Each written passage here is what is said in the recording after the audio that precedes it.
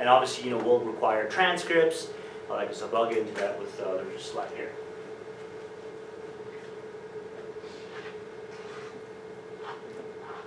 How do I get out of this one? This one here? Escape on your keyboard. Oh, on the keyboard. Step on my right.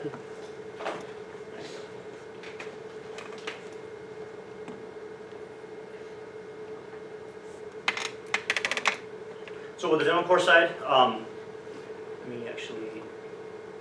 So yeah, I'll talk a little bit about, you know, kind of what our specialties are, the recruitment process, which applies to kind of both programs. The service obligation is going to be pretty much the same.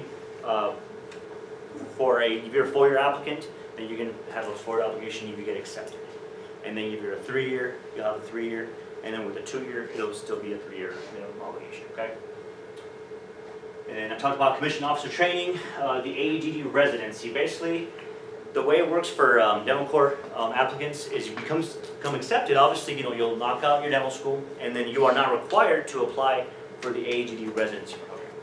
I don't see why you wouldn't, because honestly, it's going to hone your skills. It's going to really prepare you for the Air Force, and it's also going to build your resume even more, so that when you apply for specialties once you're in the Air Force, it's a little bit different than the medical side, because with the medical side, you're going to be doing everything, you know, first doing specialized training and then going in the Air Force. But as a dentist, you'll come in as a general dentist, and then once you do your residency, you'll start doing your job in the Air Force, and then that's when you start eventually applying for specific specialties. Does that make sense? Okay.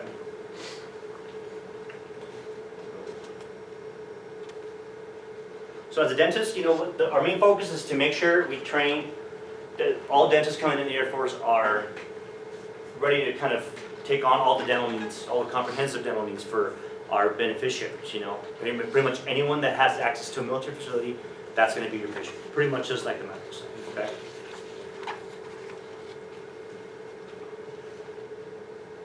Here are our specialties: oral maxillofacial pathologist, periodontist, endodontist, pediatric dentistry, dentist comprehensive, ortho, prosthodontist, and then oral maxillofacial surgeon. Those are our specialties that we have in the Air Force. So how are we getting, you know, it's pretty much the same process. Like I said, the financial benefits are going to be the same minus the bonus. Therefore, the dental side, we don't offer a bonus, unfortunately. It's going to be the same thing that we're going to cover: the lab rental, books and fees, and then your $2,200 monthly stipend. Okay.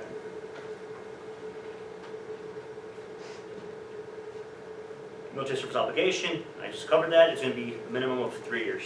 Whether you do a 4-year, with a 4-year, it's a 4-year, and then whether you do a 3 or a 2-year scholarship, it's going to be a minimum of 3. Okay? That's after the residency? Yes, sir, correct. I was going to get with that. So, yes, after residency, that's when your obligation will start.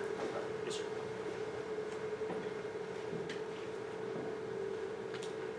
The commissioned officer training, like I said, that's pretty much, like I was talking about earlier, that's the transition from a civilian to military life.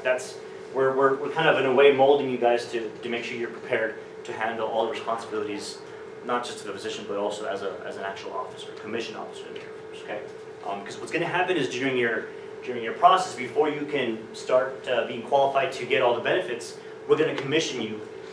Ideally, in the dental course side, most of our applicants are going to be 3 years.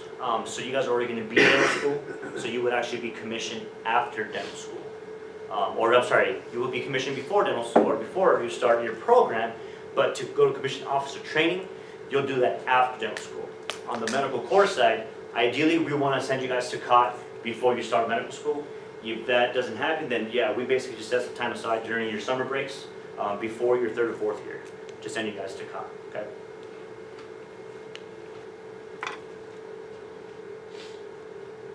And then the residency, I give you the form. Especially like with the residency form I gave you, there's a block under it. It's from Matthew Lee. It's a very helpful block. He started this block, he was applying, he was from University of Utah. So this block he started from when he was applying to the HPSP, as he was selected, as going through dental school, and through the residency, and then now as a captain. He goes, this blog is really helpful. It actually helped me out on finding more information about my program. So it's really helpful too if you want to use it, kind of familiarize yourself. There's a lot of questions people ask about the program being in the Air Force. It'll be really helpful, okay?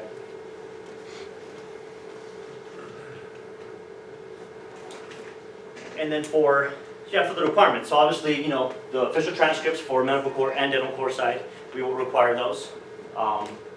For certain applicants for like doing a 3-year scholarship, we will require the dental transcripts, and then obviously those are recommendations and the applicant questionnaire, okay? They actually did a change now for the application process. For dental core side, you actually have to take a physical before. Last year, or the last board, you didn't have to take a physical, you had to just get approved to physical, but they're changing it now to where we have to make sure you're medically qualified to be able to submit your application. In the medical core side, it's always been that way. You're always taking your physical before submitting an application, okay?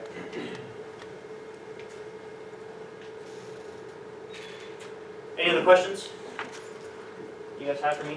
Yes, sir. So, does it matter if you go to an MD or DO school? Does not matter. Those both. So does every dentist have to do the residency program? Yes, correct. It just got changed, like I said, this last fiscal year is when it changed, you were required to apply to it. And, I mean, you're gonna be accepted, unless you're just doing the bare minimums. I mean, you won't get picked up, but for the most part, everyone gets a slot for the AGD program. There's an AGD too, but that's more on the road. That's for when you're going more towards like the managerial position of you're progressing in your career, and that's the AGD 2 program, which they give you a certificate of completion, and your tenure that gets become a comprehensive. Yes, sir. What rank do you come in as? For the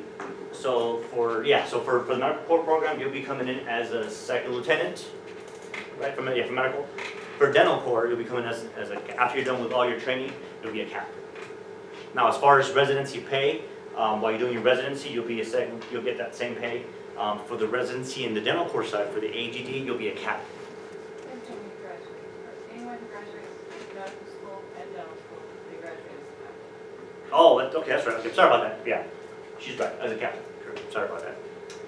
Yes, any other questions? Well, thanks for having me, guys. Thank you for allowing me to come.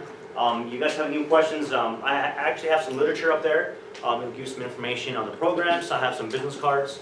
Any question you guys will have, just go ahead and shoot me an email, and I'll make sure to respond back to you guys, okay? Thank you. Thank you very much. Thank you.